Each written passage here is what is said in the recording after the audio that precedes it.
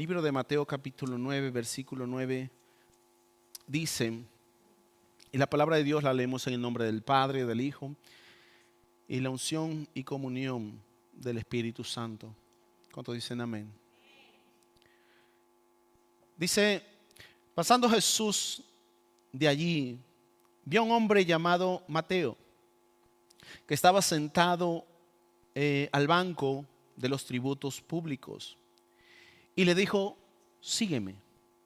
Y se levantó y le siguió. Y aconteció que estando él sentado a la mesa en la casa, he aquí que muchos publicanos y pecadores que habían venido se sentaron juntamente a la mesa con Jesús y sus discípulos. Cuando vieron esto los fariseos, dijeron a los discípulos, ¿por qué come vuestro maestro con los publicanos y pecadores? Al oír esto, Jesús le dijo, los sanos no tienen necesidad de médico, sino los enfermos. Id pues y aprended lo que significa misericordia quiero y no sacrificio, porque no he venido a llamar a justos, sino a pecadores al arrepentimiento. Vamos a orar. Soberano Dios y Señor, Padre de toda honra y toda gloria, en el nombre de Jesús, Señor, te pido que sea tu Espíritu Santo guiándonos, Padre, y que tu palabra, Señor, que es santa, pura, bendita y eterna, haya cabida en nuestro corazón y sea prosperada para todo aquello para lo cual tú le envías, Señor. Yo te doy gracias, mi Dios, por este tiempo. Te doy gracias, Señor, por tu misericordia. Gracias, Padre, en el nombre de Jesús. Amén y amén. Hermanos, pueden sentarse.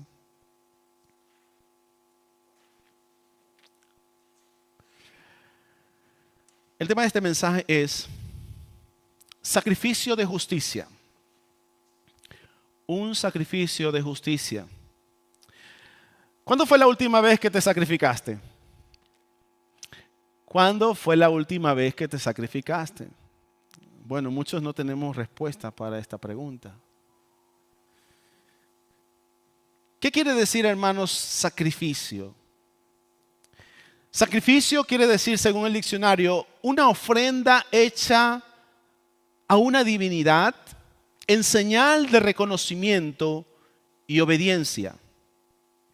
Una ofrenda hecha a una divinidad en señal de reconocimiento y obediencia. También el sacrificio es esfuerzo, acción o trabajo que una persona impone o se impone a sí mismo por conseguir o merecer algo para beneficio propio o de alguien. Muchos hermanos sacrifican para tener un beneficio propio o sacrifican para que alguien tenga un beneficio. Hermanos,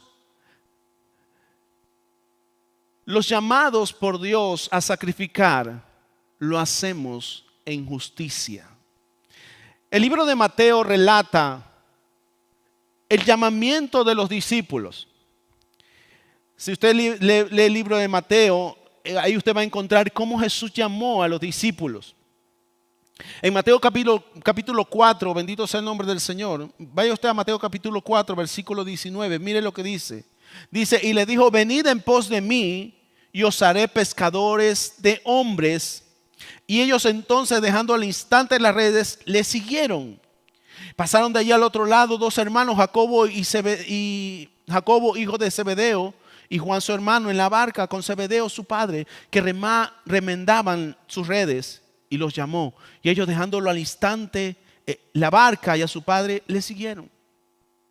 Hermanos, el libro de Mateo está relatando cómo Jesús iba llamando a sus discípulos.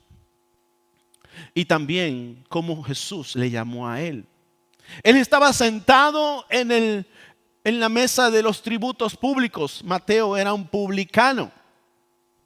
Mateo era un publicano, hermanos. Y Jesús le vio. Mateo era considerado un pecador y Jesús le vio. Hermanos, no podemos aventurarnos a decir que los discípulos siguieron a Jesús por conveniencia. Si tú lees el libro de Mateo, dice que Jesús vio a los pescadores y los llamó. Pero si lees el libro de Lucas, tú puedes hacer la construcción de la historia. Libro de Lucas capítulo 5. Mira lo que dice el libro de Lucas capítulo 5. A partir del versículo 8. Dice que, bueno, un poquito más adelante, más atrás. Dice que entrando, que él vio dos barcas, versículo 2 del capítulo 5, él vio dos barcas, estaban cerca de la orilla del lago, y los pescadores, habiendo descendido de ellas, lavaban sus redes. Recuerda la historia. Jesús le dice a Pedro, Pedro, ¿puedo subir a tu barca? Le dice que sí, y Pedro lo saca un poco de la orilla. Luego Jesús le dice, Pedro, después de que él ya predicó a la gente, le dice, Pedro, boga mar adentro. Y Pedro le dice al Señor, Señor, toda la noche hemos estado pescando. Pero en tu palabra yo bogaré mar adentro. Y fueron mar adentro, hermanos, y echaron las redes. Y dice la Escritura que ya sacaron muchos peces, que las redes se rompían. Cuando Pedro vio ese milagro, le dijo al Señor, apártate de mí porque soy pecador. Y el Señor le dice, sígueme y te haré pescador de hombres. Entonces tú puedes construir la historia con el relato de Mateo y también el relato de Lucas. Tú puedes construir todo lo que pasó, cómo pasaron las cosas. Entonces ellos dejaron las redes, dejaron todo y siguieron a Jesús. Hermanos, no podemos aventurarnos que ellos dejaron su trabajo, dejaron sus cosas por seguir a Jesús, solo por Jesús. No sabemos lo que había en sus corazones, no sabemos cuáles eran las motivaciones por seguir a Jesús. Pero si analizamos objetivamente, uno de los motivos por los cuales ellos siguieron a Jesús puede ser de que ellos vieron cómo Jesús había hecho ese milagro. Dijeron, bueno, con Jesús ya no nos va a tocar trabajar más. Él puede hacer llenar la barca siempre de peces. ¿Puede ser eso?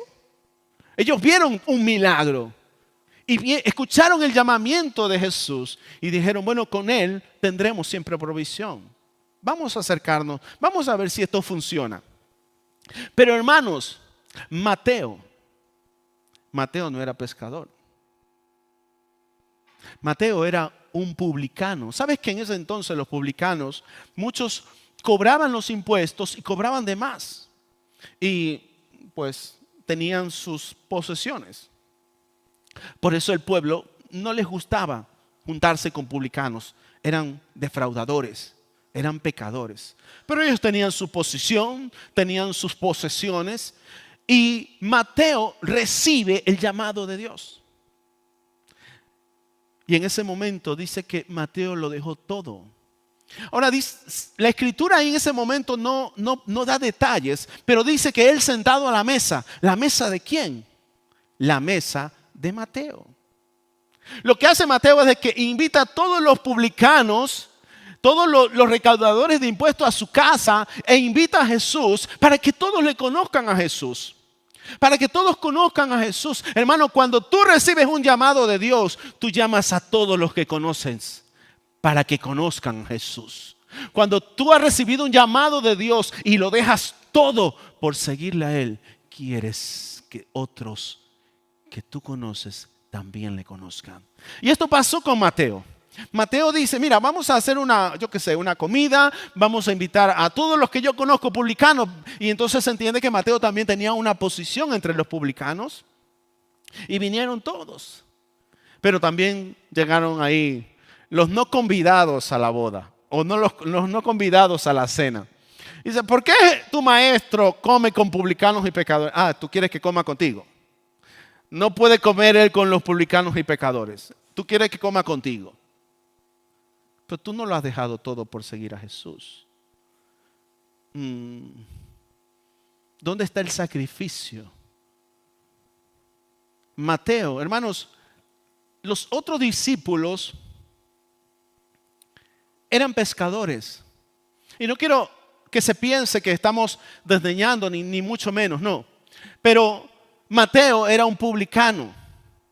Era una persona que cuando estudiamos todo el tema del ministerio de Jesús, Jesús tenía cada uno. Mateo escribía todo lo que ocurría. Era su profesión hacer registro de todo lo que tenía. Él registraba todo. Oye, vamos a Galilea, luego pasamos por Capernaum y Mateo empezaba a escribir, a registrarlo todo. Por eso después sacó el testamento que lleva su nombre. Pero los discípulos que eran pescadores, los discípulos, hermanos, quizás en un momento dado dijeron, bueno, vamos a seguir a Jesús. Si esto no funciona, no volvemos a pescar. Ahora, Mateo no relata cuando Jesús fue crucificado y en esos días en los que Jesús no se apareció a los discípulos. Dice la historia que Pedro dijo, bueno, Jesús ha sido crucificado y como que aquí no ha pasado nada, como que esto creo que se ha acabado. Dice, yo me voy a pescar. Pero ese relato no está en Mateo. Ese relato está en Juan. Si tú vas a Juan capítulo 21, ahí está ese relato. ¿Por qué no está ese relato en Mateo? Porque Mateo no era pescador. Cuando Pedro dice, me voy a pescar, los que estaban con él pescando también lo acompañaron. Porque Mateo, yo digo, ¿qué voy a hacer yo allí si lo que yo hago es escribir? No sé nada de pesca. Mateo lo dejó todo. Su posesión, su posición, lo dejó todo por seguir a Jesús. Hizo un sacrificio por el llamado de Dios. Hermanos, muchas veces no hacemos sacrificios. Dios nos llama, como vamos a ver más adelante, Dios nos llama a su presencia. Nos llama a cambiar nuestra vida, a dejarlo todo. Pero siempre, a veces, hay hermanos que siempre tienen como el plan B. Yo soy cristiano y creo en Dios. Así, pero de vez en cuando, bueno, si tengo un problema antes de ir a Dios, veo si lo puedo arreglar por aquí. Si hay una situación de escasez antes de ir a Dios, bueno, yo voy a ver si hago no sé, algo para poder solucionar este problema. Pero cuando lo dejas todo por seguir a Dios, solo tienes a Cristo como solución. Solo tienes a Cristo. Y este era Mateo. Mateo dejó todo, siendo recaudador de impuestos, teniendo posesiones, lo dejó todo. Cuando Cristo fue crucificado en la cruz del Calvario, Mateo no fue a pescar. Fueron los pescadores. Por eso es que él no relata nada de esto en su libro, sino que se lo ve en el libro de Juan. Hermanos, por eso es que un sacrificio requerido por Dios, el hombre no lo puede dar. Miren, en la antigüedad encontramos algunas cosas que Dios requirió. Las consideramos sacrificio, como la circuncisión y el sistema de sacrificios en el templo.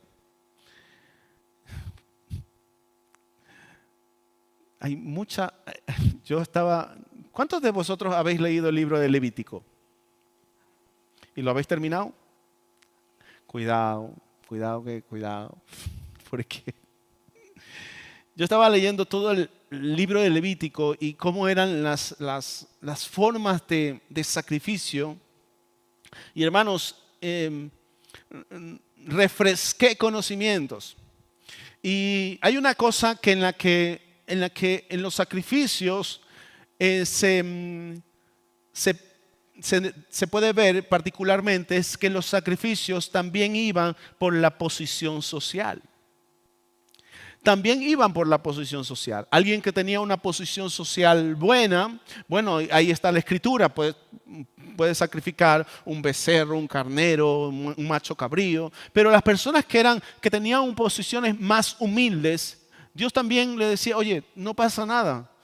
Puedes sacrificar 2 palominos, una paloma, 2 tórtolas, harina, unas, como si las ponemos contemporáneas, podemos decir una arepa de estas, de harina, las puedes sacrificar. Entonces el sacrificio, hermanos, implicaba un esfuerzo, algo tuyo. El día miércoles hablábamos que el Señor nos llevaba a hablar acerca de cómo debemos militar en la fe.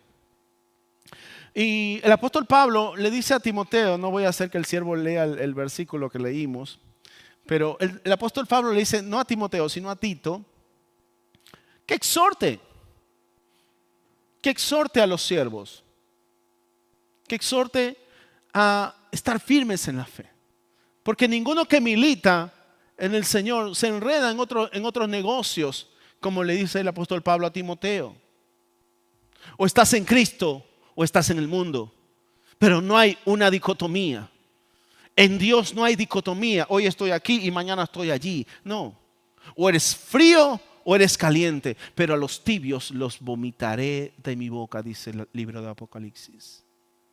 No hay una dicotomía en Dios. O somos o no somos. Y hermanos, cuando ponemos la mano en el arado, los que ponen la mano en el arado no la vuelven atrás. El sacrificio, hermanos, implicaba dolor. Libro de Josué capítulo 5. Libro de Josué capítulo 5. Mira lo que dice el libro de Josué capítulo 5 a partir del versículo 3. Mira, dice, y Josué hizo cuchillos afilados y circuncidó a los hijos de Israel en el collado de Aralot. Esta es la causa por la cual Josué los circuncidó. Todo el pueblo que había salido de Egipto, los varones, todos los hombres de guerra, habían muerto en el desierto por el camino después que salieron de Egipto. Hermano, la generación de Josué era una generación nueva. Y recuerda que una de las ordenanzas que Dios dio a su pueblo era la circuncisión. ¿A quién se la dio? A Abraham. Y entonces el pueblo de Dios que salió de Egipto, recuerda la historia, estuvo José en Egipto, se levantó un faraón que no conocía a José, pero también el pueblo dejó de conocer al Dios de José. Entonces nadie se circuncidaba. Entonces cuando salieron del desierto hasta que llegaron a la tierra prometida con Josué, todo ese pueblo que murió en el desierto eran los primeros que había, la primera generación que estaban circuncidados, pero los siguientes no estaban circuncidados. Y hermano, les tocaba ir a la guerra con el amorreo. Y Dios le dice a Josué, mira, hay que circuncidarlos.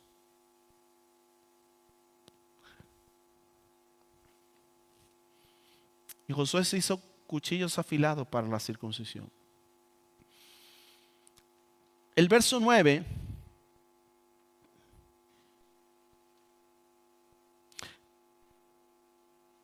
verso 8, y cuando acabaron de circuncidar a toda la gente, se quedaron en el mismo lugar en el campamento hasta que sanaron. Jehová dijo a Josué, hoy he quitado de vosotros el oprobio de Egipto, por lo cual el nombre de aquel lugar fue llamado Gilgal hasta hoy. La palabra Gilgal en el hebreo quiere decir un clamor como desgarrador. Y hermano, le cambiaron el nombre al lugar. Recuerda que se llamaba Aralot y después fue Gilgal. ¿Por qué? Porque allí el pueblo fue, hermano, circuncidado. Tú sabes que eso sin anestesia duele. Bueno, yo no sé, nadie lo sabe, pero el pueblo dice que se quedó en ese lugar porque no se podía ni mover. Si hoy tú vienes a los pies de Cristo y lo primero que te decimos, usted se tiene que circuncidar, ¿no hay un plan B? Muchos dirán, ¿no hay un plan B? Es que el sacrificio implica dolor. El sacrificio implica dolor. Muchos hemos salido, hermanos, de nuestro lugar, de nuestra tierra y de nuestra parentela. Y a muchos nos ha dolido salir. Muchos tenemos todavía familiares que no hemos visto en años. Y eso es sacrificio, porque genera dolor. Por eso le cambiaron el nombre y le pusieron Gilgal. Hermano, la circuncisión fue dada a Abraham como señal de un pueblo apartado. Era para que el pueblo de Dios se diferenciara de los otros pueblos. A Moisés le fue dada la ley y el sistema de sacrificios. Pero vamos al libro de Oseas. Libro de Oseas, capítulo 6. Mira lo que dice. Venid y vámonos a Jehová, porque Él arrebató y nos curará, y dio y nos vendará. Nos dará vida después de 2 días. En el tercer día nos resucitará. Y vinimos delante de Él, y conoceremos y proseguiremos a conocer a Jehová, como el alba está dispuesta su salida, y vendrán a nosotros como lluvia, como la lluvia tardía y temprana a la tierra. ¿Qué haré a ti, Efraín? ¿Qué haré a ti, oh Judá? La piedad vuestra es como nube de la mañana y como el rocío de la madrugada que se desvanece. Hermanos, ¿qué está ocurriendo? El pueblo de Dios, después de que ya es una nación, recuerda que se divide, pero continuamente el pueblo de Dios no obedecía los mandamientos de Dios. Y entonces lo que hizo Dios fue que hizo que a Nabucodonosor se lo llevara cautivo a Babilonia. Pero ellos dijeron, hay que volvernos a Dios. Hay que volvernos a Dios porque Él hirió, pero Él sanará. Eso no es ningún sacrificio. Hoy en día pasa igual. Hermano, mucha gente está fuera de Dios, lejos de Dios, pero cuando tiene un problema, viene y busca a Dios. Como que si Dios es el Dios bombero para apagar fuegos. Como que si Dios es un Dios que está como a la carta. Hoy tengo un problema así, pues no puedo hacer nada, no tengo nadie que me ayude, pues voy a Dios. Dios Él siempre está dispuesto a ayudar, no. Por eso dice, ¿qué te haré a ti? Si tu piedad es como la nube de la mañana que se desvanece. Muchos cuando vienen, se acercan a Dios, están, sí, yo me quiero acercar a Dios, pero cuando ya Dios obra cierta misericordia, se olvidan de Dios. ¿Dónde está un sacrificio? ¿Dónde está dejarlo todo por Dios? ¿Dónde está el sacrificio de justicia? Por eso, hermanos, es un sacrificio que el hombre por el hombre no puede dar.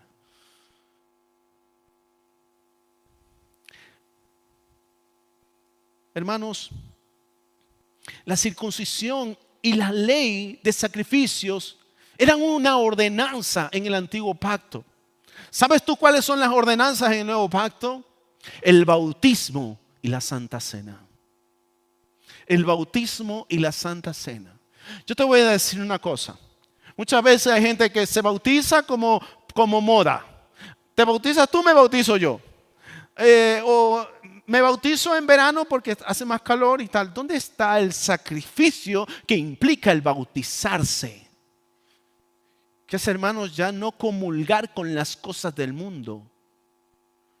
Yo me entrego para Dios y no vuelvo atrás. Yo recuerdo que cuando yo me bauticé, hermanos, era muy jovencito y íbamos en un autobús con todos los hermanos de la iglesia, porque recuerda, el bautismo es un testimonio público. Íbamos con todos los hermanos de la iglesia y en un momento dado fuimos a un balneario, todos los hermanos, aprovechando, pues somos latinos. Y entonces cuando volvíamos a casa, cuando estábamos de vuelta, mientras yo iba en el autobús, yo pensaba, el pastor se habrá olvidado que yo me quiero bautizar, porque ya vamos de vuelta a casa. Estábamos en un lugar bonito, estábamos en una zona pues recreativa y el pastor se olvidó. El pastor se olvidó de mí. Y hermano, yo recuerdo que iba el autobús de camino y el pastor dijo que el autobús se detuviese. Y todo el mundo se quedó estupefacto. ¿Qué pasa? ¿Hay algún problema? Y en ese momento escuché, Jorge, es el momento de bautizarte. Para mí fue trascendental. Para mí, el pasillo de ese autobús fueron pasos de decisión, pasos hacia adelante. No vuelvo atrás. Lo que voy a hacer ahora es algo decisivo en mi vida. Y recuerdo que salimos del autobús. Yo estaba expectante, nervioso y era un río correntoso. Y el pastor se metió al río y me llamó. Y todos los hermanos, no importaba qué pasaba, los hermanos estaban felices. Y cantaban alabanzas y se gozaban porque un pecador iba de camino al bautismo. Y hermanos, cuando entré a las aguas y el pastor me bautizó, yo salí. Yo dije, ya, se acabó el mundo para mí. No vuelvo atrás.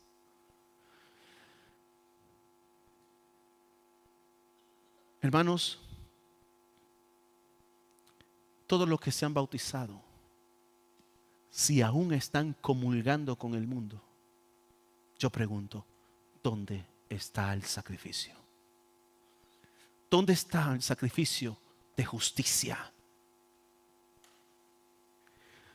Muchos hoy en día toman la Santa Cena. Es una ordenanza de Jesús.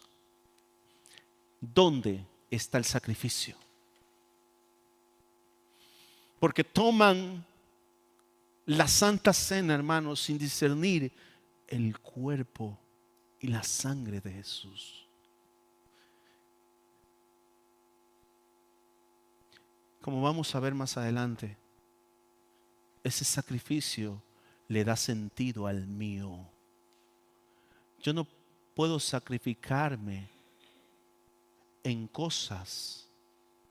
Hermano, muchas veces hemos hablado, cuando lleguemos a la presencia de Dios, le diremos, en muchas cosas nosotros nos sacrificamos. Fuimos a predicar, hicimos tantas cosas en tu nombre. Y dicen, yo no los conozco. ¿Por qué? Porque un sacrificio tuyo para ti o para otra persona que no está en Cristo, no es sacrificio. Tu sacrificio en el sacrificio de Cristo tiene sentido.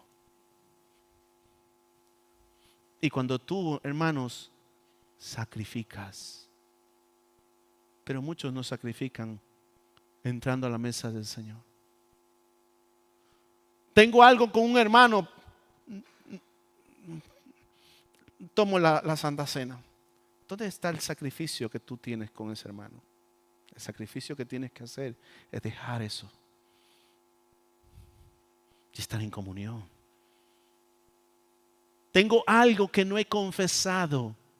¿Dónde está el sacrificio para poder compartir?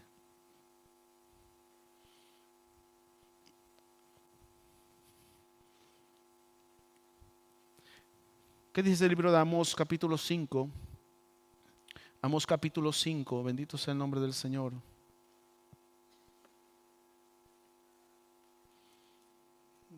A ver, que no veo. Amós capítulo 5, versículo 21. Para que esos lados donde la Biblia están más las hojas pegadas.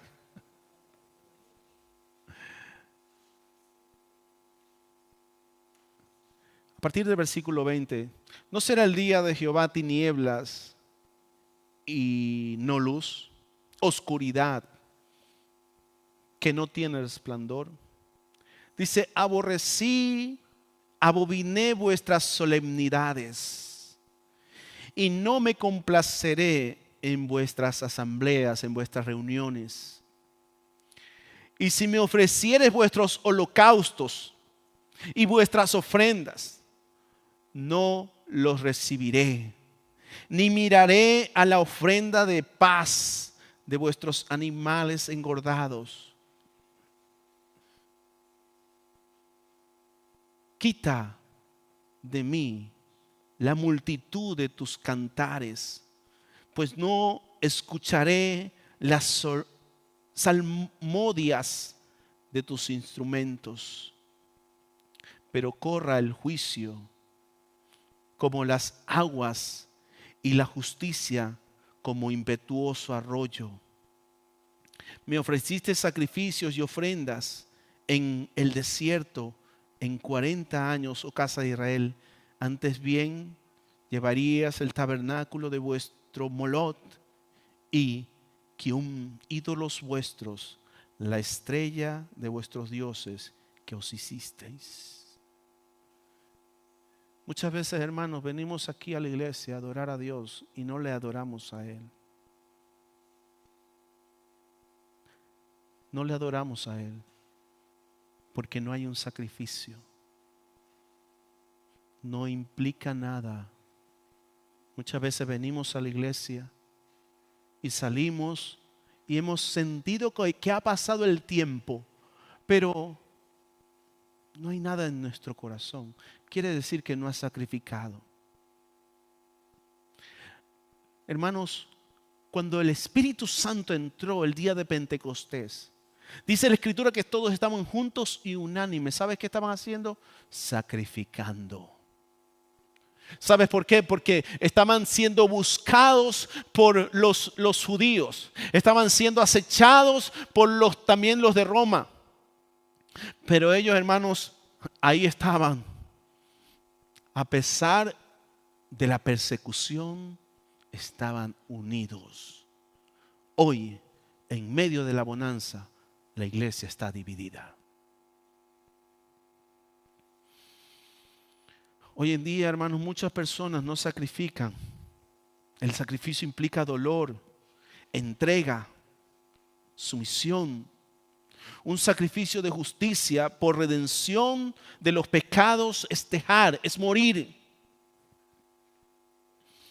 Hoy en día sacrificamos a medias, conforme a nuestras necesidades, convirtiendo esos sacrificios en rituales hipócritas, al ser actos sin devoción ni obediencia.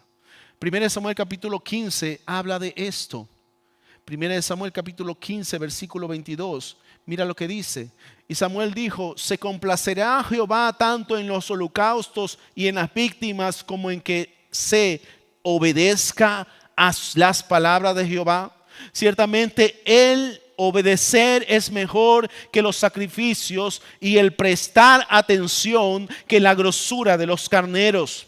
Porque como pecado de adivinación es la rebelión, y como ídolos e idolatría la obstinación. Por cuanto tú desechaste la palabra de Jehová, Él también te ha desechado para que no seas rey. Hermanos, lo que Samuel está diciendo, le está diciendo a Saúl. Recuerda que él se apartó de Dios, incluso fue a consultar a una bruja en Ecrón. Y ¿Por qué? Yo estoy sacrificando. Sin obediencia no hay sacrificio. Sin obediencia no hay sacrificio. Mira lo que dice Salmo capítulo 51. Salmo capítulo 51, versículo 16. Mira lo que dice. Dice, porque no quieres sacrificios que yo lo daría. No quieres holocausto. Los sacrificios de Dios son el espíritu quebrantado y el corazón contrito y humillado. No despreciarás Dios. Ese es el sacrificio, hermano. Un corazón quebrantado. Un corazón contrito y humillado. Los fariseos no entendían este sacrificio. Los fariseos no reconocían cuando una persona sacrificaba y empezaron a decirle que cómo que Dios come con publicanos y pecadores. Porque, hermanos, cuando un pecador es visto por Dios y es recibido, entiende el sacrificio. Los fariseos quisieron apuntar a la reputación de Jesús. ¿Cómo Jesús se va a juntar con esos pecadores? Es que son esos pecadores los que están dispuestos a dejarlo todo por amor a aquel que lo entregó todo por ellos. Los fariseos no entendieron, hermanos, el sacrificio.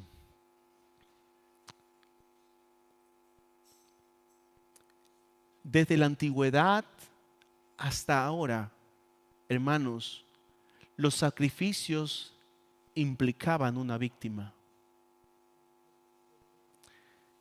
¿Qué dice el libro de Levítico capítulo 3? Libro de Levítico capítulo 3. Mira lo que dice. Versículo 1 dice, Levítico capítulo 3 versículo 1 dice, si su ofrenda fuere sacrificio de paz, si hubiere de ofrecerla de ganado vacuno, sea macho o hembra, sin defecto, la ofrenda delante de Jehová, dice la Biblia, pondrá su mano sobre la cabeza de su ofrenda y la degollará a la puerta del tabernáculo de reunión. Y los sacerdotes, hijos de Aarón, rociarán su sangre sobre el altar alrededor. ¿Qué implicaba, hermano, la ofrenda? Implicaba tomar algo que para ti era valioso. Y perdón si golpeo susceptibilidades, pero llevar el animal, tú mismo ponerle la mano sobre la cabeza y degollarlo, era el costo. Tú tenías que ver cómo sufría el animal por tu pecado. Tú tenías que ver, vivir esa situación para que recuerdes el costo de tu pecado. Hoy en día nadie quiere mirar hacia la cruz. Nadie quiere ver hacia Jesús, porque su pecado representa un costo.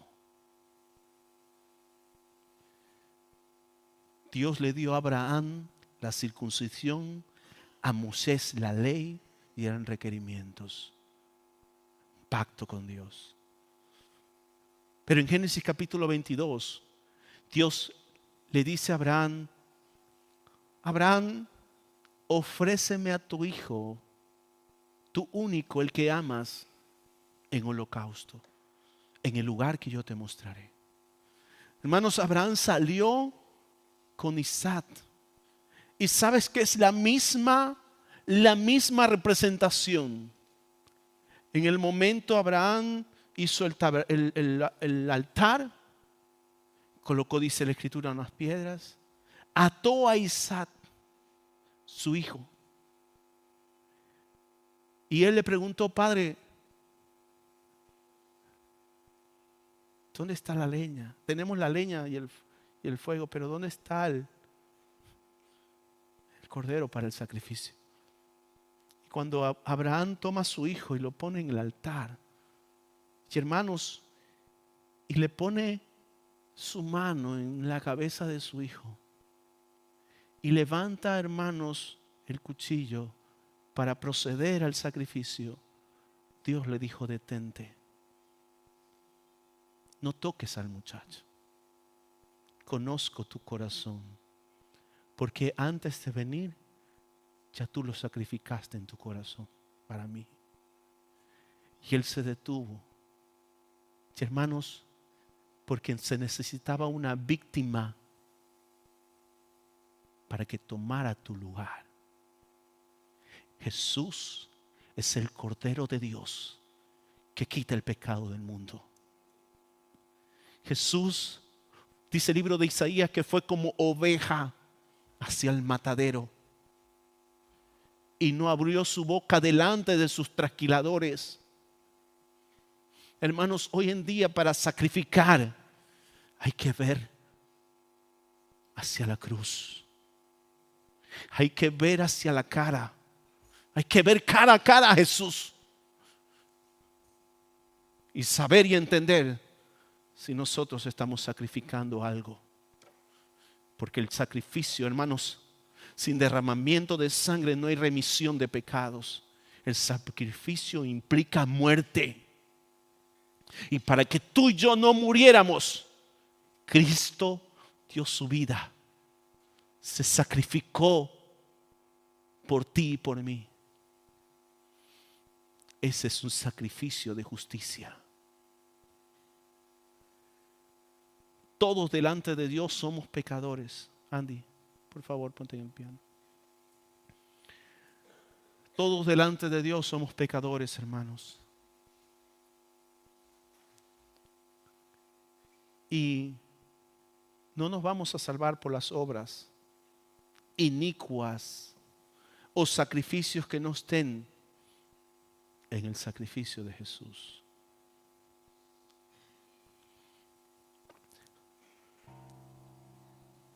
Muchas veces nos podemos confundir pensando: si yo soy bueno, si yo no le hago nada malo a nadie, si yo me conduzco con ética moral, Dios me evaluará. Dios vio cuando los judíos tomaron a Jesús. Cuando Jesús fue azotado, cuando Jesús fue golpeado, Dios lo estaba viendo. Cuando Jesús fue crucificado, Dios le dijo al Padre: Padre, perdónalos porque no saben lo que hacen. ¿A quiénes se estaba refiriendo? A todos aquellos que reconocen a Jesús como su Señor y suficiente Salvador. El Padre los perdona porque tienen a Cristo en el corazón. Pero a todos aquellos que no reconocen a Cristo, el Padre ve a alguien que ha golpeado a su Hijo, que ha trasquilado al Cordero de Dios. Y hermanos, ahí será el lloro y el crujir de dientes. Hoy es el tiempo de sacrificar. ¿Qué es más importante que tu vida? Y alguien se sacrificó por tu vida. Jesús, el Cordero de Dios que quita el pecado del mundo, se sacrificó, dio su vida por ti y por mí. Y Él nos mandó que tengamos comunión.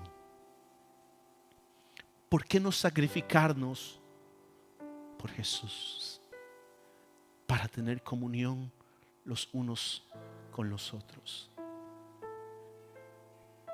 Un mandamiento nuevo te doy: amaos los unos a los otros. ¿Por qué no sacrificarnos para agradar a aquel que dio su vida por nosotros? ¿Por qué no dejarlo todo por Él y para Él? Él lo entregó todo. Lo dio todo, hermano. Ahora que vamos a compartir la Santa Cena, ¿sabes que en el templo habían 6 elementos? 6 elementos. El tabernáculo de Moisés más o menos medía unos